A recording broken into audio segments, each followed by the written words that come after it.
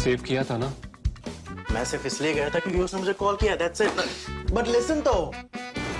Save it for someone else. जिंदगी में save करना जरूरी है, मगर जब बात पैसों की हो, सिर्फ सेविंग से काम नहीं चलेगा। इक्विटी म्यूचुअल फंड्स में इन्वेस्ट कीजिए और अपने सेविंग्स को आगे बढ़ने का मौका दीजिए। Mutual fund investments are subject to market risks. Read all scheme-related documents carefully.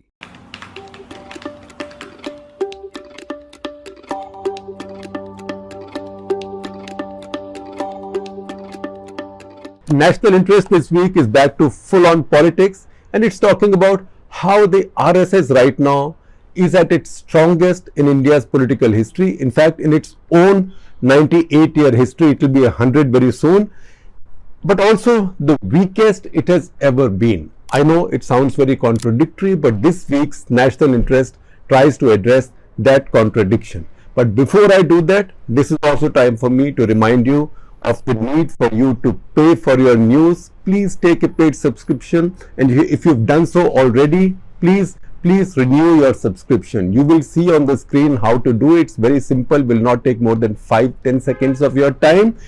Also, I will share links with you with the description. You can go there.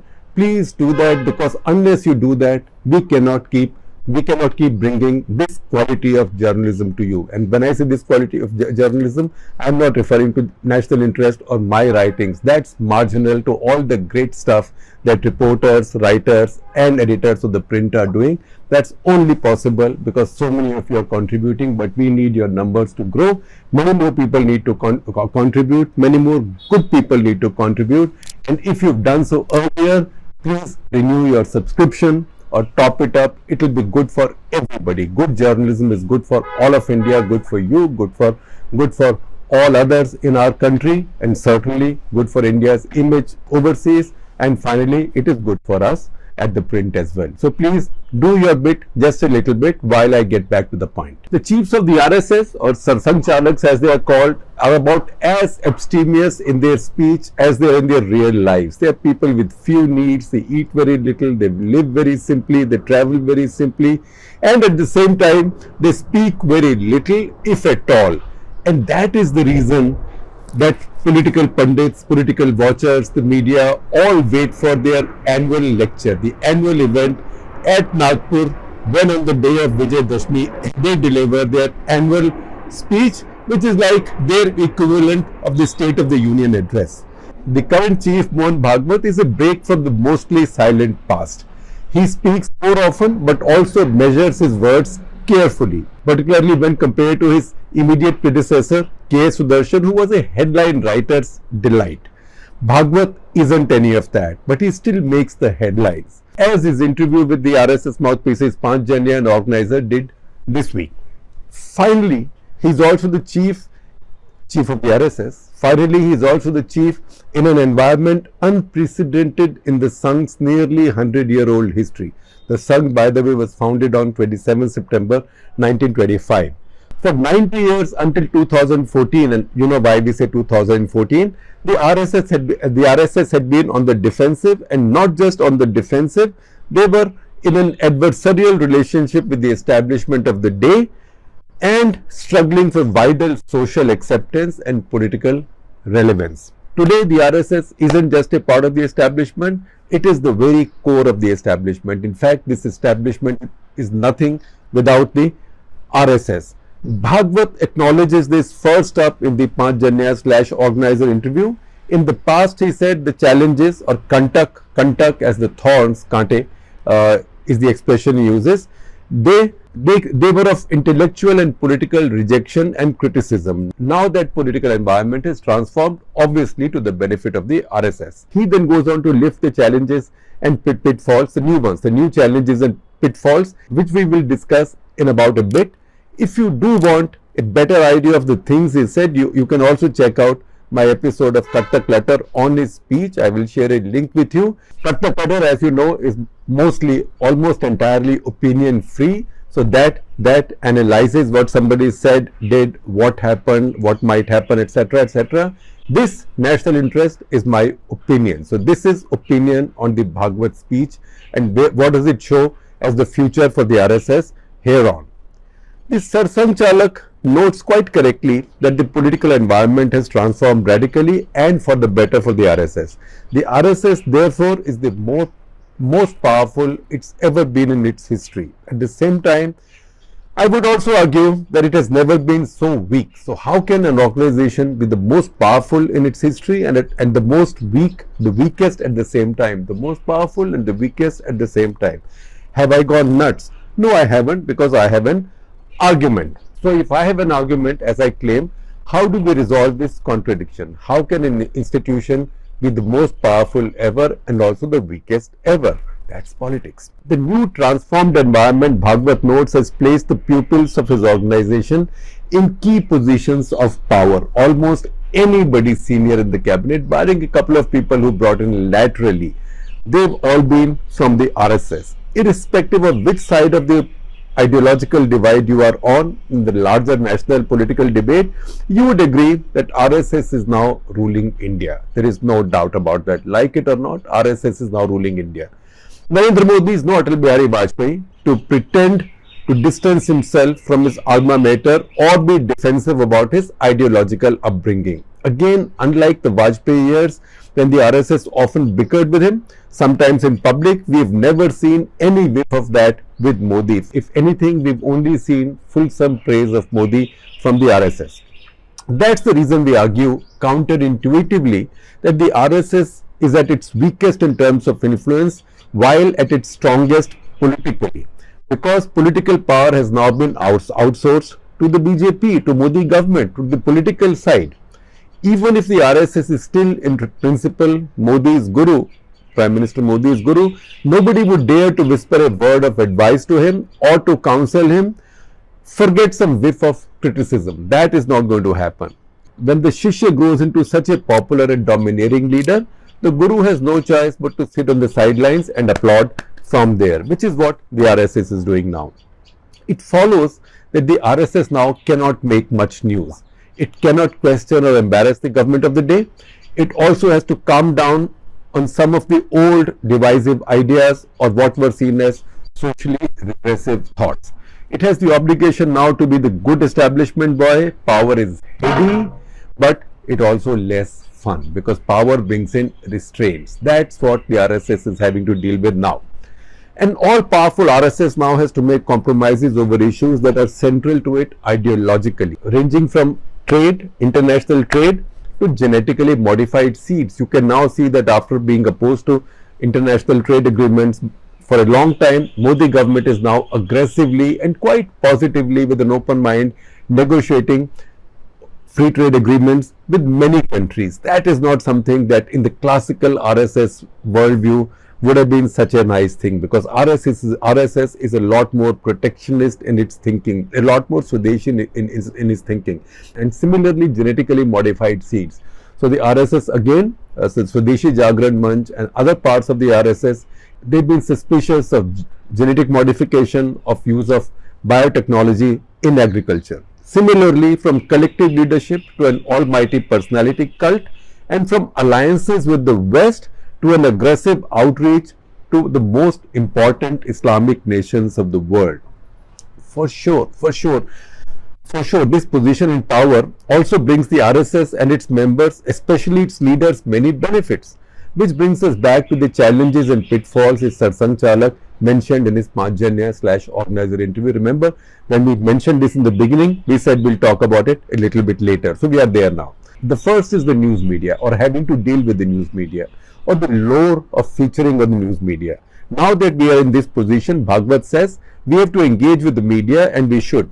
It makes us feel good, अच्छा लगता है, but we should also not become obsessed with it or become its prisoners. Similarly, now when we arrive at a railway station, people come to receive us. It feels good as well, you feel important, but we shouldn't fall into this trap, he says. The translations aren't exact but accurate on the point of principle. Our people now sit in positions of power, he says, and sometimes they will do or say bad things and the organization will be blamed. We should certainly take some of that blame, because that means this is where these people learned, and maybe they did not learn all the good things. So far, so good with his arguments. Then some complexities arise. The biggest is the challenge for the RSS to live its coveted new role as the core of the establishment after having been a rebel for 9 decades. The limitations of formal power include the need to tamp down on rhetoric on your key political ideological issues or to nuance your views, as Bhagwat has done in this interview. It isn't as simple as it might sound. If you built your history, fame and popular position all these decades on being a constant rebel, on being at odds with the establishment, both political establishment and the intellectual establishment, on the defensive, you've been on the defensive, or riding the victimhood of majority Hindus, how do you move away from it? And where do you go if you move away? What's your next positioning? It is easier to make the transition on social issues than on the more visceral, ideological and political ones, like say your view on Muslims and Christians. Bhagwat has done a neat job on the former, on social issues. He's repositioned the RSS on the issue of LGBTQ rights, for example. He cited history and tradition to assert the point that Hindu culture never had a problem with this and that criticism was Western inspired. Or more likely because our intelligentsia and media blindly followed the Western viewpoint. Transgender people were always accepted in Indian society. They also have their own deities and temples, he said. On homosexuality, he made a Mahabharat era reference to 2 commanders in the Jarasandh army, Hans and Dimbak. Further, he said, as a trained veterinarian, he has seen homosexual tendencies among animals too. This is a biological phenomenon, he said, from one leading a deeply religious and conservative organization saying this is progress. You won't usually hear similar views from Muslim and Christian religious leaders. The default opinion there would be that this is a mental disorder that can be cured usually through quote unquote better religious training. Similarly, on population growth, Bhagwat disagreed with the call for a law to limit family size. Coercion won't work, he said. Better education will. Progress again, and then yet again some bigger complexities take over. As you would expect, this is where the RSS's struggles on the Muslim question persist, in spite of the fact that it is in such enormous power right now, such dominating power in India. Birth rates, he said, aren't responsible for the increase in population. In any case, the larger problem is, and I quote, quote, population imbalance. He brought up once again the examples of Sudan, Pakistan and East Timor, which he said broke up because people of one faith, Muslims in 2 cases here and Christians in other, became too numerous.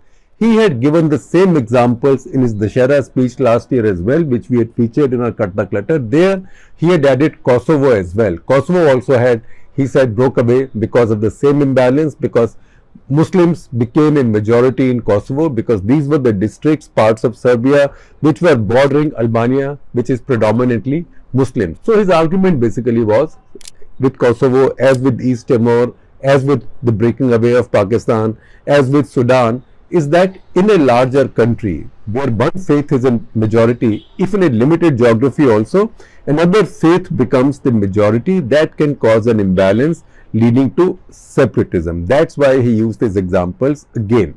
To sum up, he said population isn't the issue, population imbalance is. Who causes that imbalance? If not birth rates. He said birth rates are not the problem, but conversion and infiltration are. Now, how do you translate conversion and infiltration in political terms? You don't need artificial intelligence. Simple human intelligence is enough. You translate this politically, what this means is Christians and Muslims, because Christians it is that the RSS accuses of carrying out mass conversions. Muslims it is against who's coming in. There are fears that there is mass illegal immigration taking place, and foreign nationals are taking over parts of our country. So to sum up, translated, this means Christians and Muslims. Then he goes on to say that Christians want to convert the world, the Muslims feel so superior, Hindus have never had such notions, and then there is a sizable sermon directed at the Muslims, which made the headlines in newspapers and launched many prime-time discussions, especially as it came linked to his idea that India or Hindus have been at war over 1,000 years. At war with whom? obviously at war mostly with Muslims, although you might say later the British also came in through East India Company, but they've been at war for 1,000 years. That period of the 1,000-year war coincides with the beginning of the major Muslim conquests in the Indian subcontinent.